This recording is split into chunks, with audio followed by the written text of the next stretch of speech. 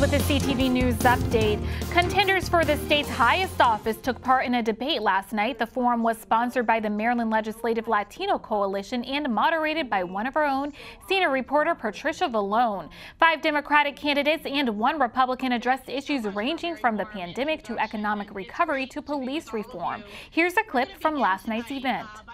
We were calling Latinos and other frontline workers, bus drivers, et cetera. We were calling them essential workers, but we weren't treating them as such. When I was the head of all the attorneys general in the country, we did the national mortgage foreclosure settlement. We were able to keep hundreds of many thousands of Latino families in their homes, and we can do that again going forward. We have to tackle the issue of housing standards for migrant workers. We have to ensure that paid sick leave, bereavement leave, hazard pay are broadly available throughout the workforce. We are all vulnerable to a new surge. So in terms of the outreach to the Latino community with the pop-up clinics and the focused outreach and the vaccine requirements, that's one big way to get there. I think we have to make sure that our Latinos are not discriminated against in any way in court and that their rights are fairly represented, as I have tried to do. As a sector, the Hispanic business owners have a tremendous amount of pent-up entrepreneurial energy and innovation. You can view last night's forum on Facebook on the Maryland Legislative Latino Caucus page.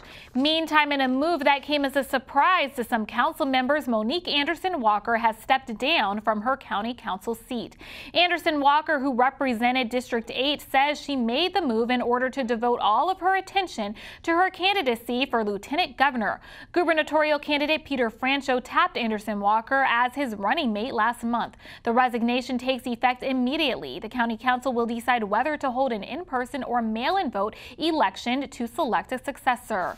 Riverdale police are searching for 2 suspects after an officer was shot last night. The incident happened near Riverdale Road and 58th Avenue around 9:40. Officials say they saw a vehicle that was suspected in an earlier shooting. After officers placed stop strips near the suspect's car, 2 people left the vehicle and fired at police before fleeing. 1 officer was struck and taken to a local hospital with non-life-threatening injuries. Anyone with information is asked to call 301-927-4343. Well, here are the latest COVID-19 numbers for our area. Of the 448 new cases identified by the State Health Department, 46 are in Prince George's County. The county's positivity rate is at 2.46%. 11 Marylanders have died from the COVID-19 since yesterday. 532 remain hospitalized. Several schools are offering COVID-19 mobile vaccination clinics today. 4 are holding clinics during after-school hours. The schools include Langley Park, McCormick Elementary, Eleanor Roosevelt High, Bladensburg High, and Wise High School. Students 5 and 11 will be able to get Pfizer's kids shot during this time. Parents are encouraged to make an appointment by visiting mypgc.us/COVID vaccine. Prince George's police are still looking for a missing teenage girl. This is 14-year-old Maritza Dominguez. She was last seen in the 9700 block of Old Allentown Road on October 26. The teenager is just over 5 feet tall. She was last seen wearing a blue shirt, khaki pants, and white shoes. Anyone with information on her whereabouts is asked to contact police. In an effort to get to the bottom of what happened on January 6th, the House Select Committee issued 6 additional subpoenas to people linked to former President Trump. The subpoenas went to Bill Stepien, Jason Miller, Angela McCollum, Jason Eastman, Michael Flynn, and Bernard Carrick. Some worked with Trump in 2020 campaign. As you might remember, the House voted last month to hold Steve Bannon in contempt for not complying with a committee subpoena. You're watching CTV News. I'm Keisha Batts. We'll be back in just a moment. Mr. Rogers said, look for the helpers. You can always find people who are helping. Thank you to all the first responders who put their lives in danger to help us when my brothers and sisters and mom and dad and grandpa and grandma need them. We look out for the helpers because they look out for us. Thank you, first responders. You know, there's a rewarding feeling you get when you do like, hey man, I just, we carried a lady out of a fire, this is what I signed up for as a first responder, and this is what I love to do. And I'm going to continue going to work day in and day out and providing help to those that need it.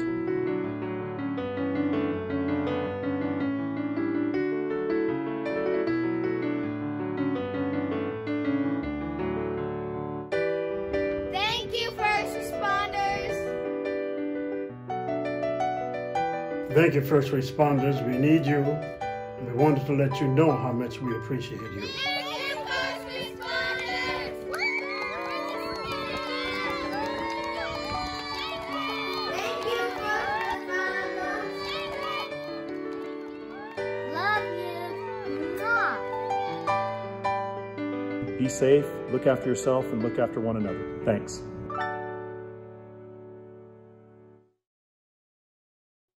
Why is ambition respected in men and criticized in women?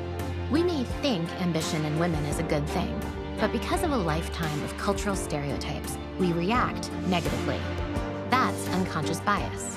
But can unconscious bias really limit women's success? Well, when asked to draw a leader, the vast majority of people, both men and women, draw a man. When we imagine positions of power, we erase women from the picture. Today, only 5% of CEOs are women. It's time to challenge cultural stereotypes and outmoded mindsets. The world is a better place when we support one another's ambitions, whatever they may be. Together, let's question the biases that hold people back. Voice our ambition proudly, without apology. Model ambition for our sons and daughters. Our ambition is to challenge double standards to help achieve women's equality. What's yours? I'm Mindy Kaling, and I embrace ambition. Welcome back. The Prince George's Department of Family Services is hosting another Men's Challenge meeting. Tonight's virtual program will focus on veterans issues. It's called Veterans Need Help Too. The presentation will highlight the many services that are available in Prince George's for veterans. It means that we serve our veterans by helping them with health, homelessness, and housing. They need help in education and employment, also with labor and skills development, as well as other parts of their lives that we like to classify as people quality of life, where we address veterans' claims for disability and surviving spouses, and I must say suicide awareness and prevention and financial issues as well. Tonight's hour-long meeting starts at 6. For information on how to log on, send an email to the address below. An adult male was shot last night in Greenbelt. Police say it happened in the 7600 block of Mandan Road around 6:30. The victim was transported to a hospital in stable condition. Officials say the suspects fled in a gray Infiniti. Anyone with information on the shooting is asked to call Greenbelt Police. The Baker Navarro campaign releases a roadmap for greater equity, inclusion, and diversity. The roadmap will include a Black business agenda, innovation centers for communities of color, a local hiring requirement for state projects, and a new rental and mortgage assistance program for seniors and veterans. It will also double funds for HBCUs and establish clean energy training programs at community colleges. The campaign says it plans to roll out the full initiative by the end of the month. Delegate Jazz Lewis gets a big endorsement from his old boss. Congressman Steny Hoyer is endorsing his former aide for the open 4th Congressional District seat because he says Lewis represents the best of Prince George's County. The 32-year-old had been on Hoyer's staff since 2014, though he has now resigned. He has also served in the Maryland House since 2017. Lewis is one of 2 leading Democrats currently vying to succeed Representative Anthony Brown, who is running for Maryland Attorney General in 2022. And still ahead, a big win for an Oxon Hill boxer. The story after the break. COVID-19 has changed how we express our faith and gather to worship. We all want to get back to how we pray, how we congregate, how we lift our voices in praise. Now it's time to take the first step that lets us get back to spreading the word without spreading concern. before we can safely come together, we need the facts. As COVID-19 vaccines become available, you may have questions. Should I get it? Is it safe? Should I wait? It's okay to have questions. Now get the facts. Learn more at getvaccineanswers.org so you can make an informed decision when vaccines are available to you. Thank you for staying with us. Scientists now know how much the Chesapeake Bay is warming. Researchers at the Virginia Institute of Marine Science say the estuary has warmed by 2 degrees Fahrenheit since the 1980s, an increase of about 0.07 each year. The water temperature increases much faster in the summer than in the winter, according to the report. The study was published in the Journal of the American Water Resources Association. It says global warming is the biggest factor contributing to rising water temperatures. If the trend continues, the researchers warn that increased heat could decrease oxygen in the bay. Meantime, Montgomery County Police have arrested a teenage boy in connection with a stabbing at a Silver Spring High School yesterday. 16-year-old Mayko Koyoy has been charged as an adult with attempted second-degree murder and assault charges. The incident happened yesterday morning at Montgomery Blair High School. Investigators say Koyoy and another student were arguing in the school's parking lot when the stabbing occurred. The male stabbing victim was taken to an area hospital with non-life-threatening injuries. Veterans Day is just around the corner, and one local organization is lending a helping hand. The B.D. McCoy Nonprofit Training Center is hosting a suit drive on Thursday. It hopes to give away about 50 suits to veterans. The event will feature several guest speakers, including State Senator Michael Jackson. There's a lot of veterans that's in need. A lot of them have, they may go to church, need a suit. They may need a suit for job interviews. They may need a suit just for certain things. You must be vaccinated to attend. The event is from 1 to 4 p.m. at 7187 Old Alexandria Ferry Road in Clinton. For more information, visit the website on your screen. A local educator will be honored for his work during country music's biggest night. Music teacher Thomas Pierre will be honored during the 55th annual CMA Awards. Pierre, who currently works at Thomas Pullen Academy in Landover, is one of 30 Music Teachers of Excellence National Award recipients. Country singer Mickey Guyton gave her congratulations to Pierre in this video.